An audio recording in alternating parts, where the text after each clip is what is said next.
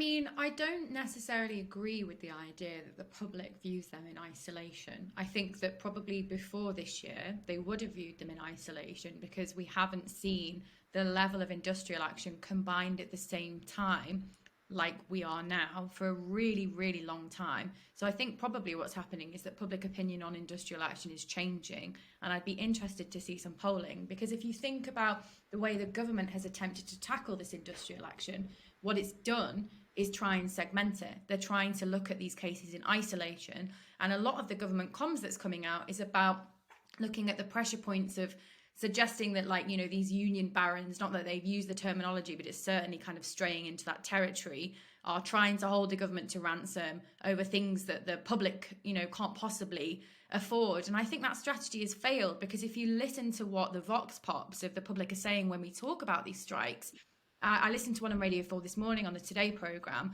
which is a woman talking about her husband who had blood cancer, and he's missing his treatments because the nurses are on strike and his treatment was not deemed as emergency treatment that had to go ahead regardless of the fact that they were striking. I think the nurses are running on what's called Christmas hours at the moment. So there is staffing still on the wards, but it's for those emergency procedures like things like kidney dialysis. And it was interesting because she went on and on about how terrible it was for her husband and how she wished that emergency stuff covered his treatment, but she didn't condemn the strikes.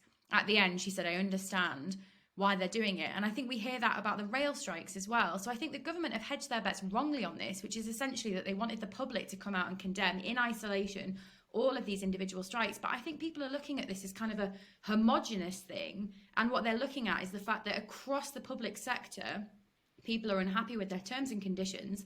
They're unhappy with their pay. And although the strikes are getting on their nerves and are making their lives difficult, there isn't that widespread condemnation that I think the government was really relying on. And that puts them in a very tricky position.